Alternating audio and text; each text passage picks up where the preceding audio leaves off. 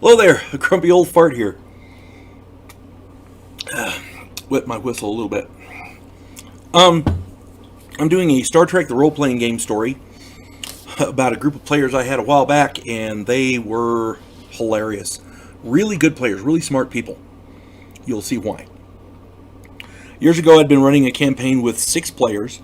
We'd been running the USS Lexington, and which the Lexington was a sister ship to the USS Enterprise under James Kirk, back during the original series.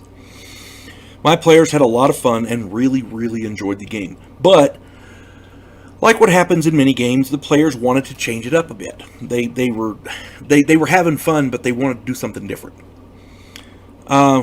And they wanted me to work up something different because they liked the game. They just wanted to do something different, which happens a lot. No big deal. What I did was I had each player write down what they wanted. To just take a sheet, write down some notes, however much they wanted to do, and each give it to me privately. That way, nobody was pressured into giving me something somebody else wanted, and the idea was, I would take all these notes and put them together and try to figure out a way to make everybody happy, which is one of the goals of a game master, is to make your players happy. If your players aren't having fun, you're doing the wrong thing. They're doing the wrong thing, and the game master's not doing his job. I've said this in many other videos. So, at any rate, I took all these notes and I and I pulled them together and I read them and I wrote down all the pertinent stuff. And the consensus was they wanted to play in the seedy criminal underworld of Star Trek. So I worked up the destroyer Geronimo. The Geronimo was a vessel tasked with more police keeping duties and less exploration. They didn't want to patrol the border and like that, except for smuggling and like that. But they wanted to do more, I guess, down and dirty play, for lack of a better word. So I worked up the Geronimo. I had each player draw randomly for the position on the ship and roll randomly for their character's race. And they could, other than that, they could make up whatever they wanted. And I sat down with each character and each person individually, each player, and we made up their character. Most of their characters came out very colorful. Most of them they weren't standard Starfleet characters. Most of them spent time in the Merchant Marines. Most of them they weren't top of the class. We'll just leave it at that. And the 6 players that I had, here we go. Mike ended up being the commander. He was an Andorian commander. Blue skin with antennas, very warlike. Fred was the executive officer, the first officer. He was a Gorn who had been kicked out of the Gorn hegemony and went and applied at Starfleet and got, because Starfleet is inclusive, they allowed him to join. He had background checks and all that, and he was good, so they let him join. He was a lieutenant commander. Bobby was the helmsman. He was a human lieutenant. Ed was the chief engineer. He was a Vulcan lieutenant. William was the chief medical officer. He was a human lieutenant. David was the security tactical officer. He was a Tellarite. Tellarites are, they have snouts kind of like pigs, very, very argumentative. They don't get along with anybody. The whole point is to win the argument no matter what. They're great in debates, and they're good on the battlefield, but not so much anywhere else. So, those were our 6 players, and they started off investigating a smuggling ring, and they did well. They knew the ins and outs of what the criminals had to do. They solved it pretty handily. It was a pretty quick mission. Their first mission was very, very impressive, and I really, really enjoyed running that game. What I didn't realize was the penchant my players had for crime. Before long, the bridge staff had established themselves as a criminal organization, rivaling anything you might see on The Sopranos. Fred, the executive officer, was the captain's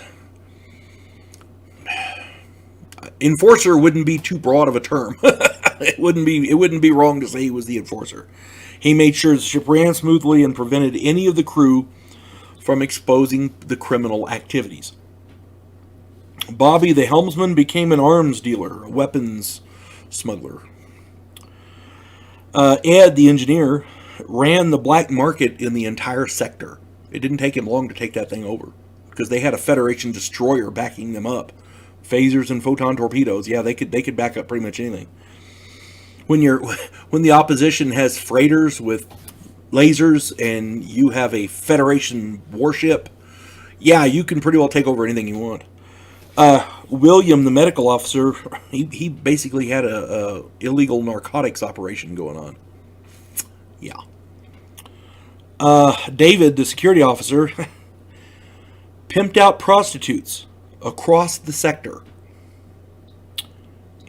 He literally turned the ship into a traveling brothel. Guest quarters were turned into these lavish suites, and the girls were put in there, and anywhere they wanted to go, they were making money hand over fist there.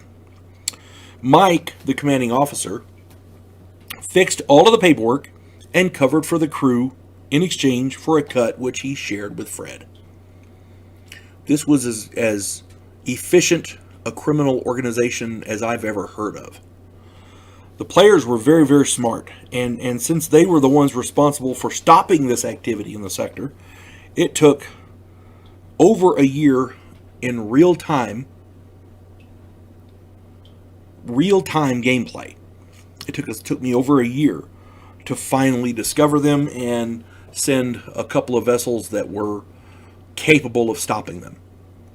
And they, of course, one of them died and the rest of them ended up in prison. But my point is that they had it going on. If they hadn't been so blatant about it, they could have kept doing it. That was what got them, was the blatancy. You know, in order to facilitate crime, people have to know about it. You have to have a certain.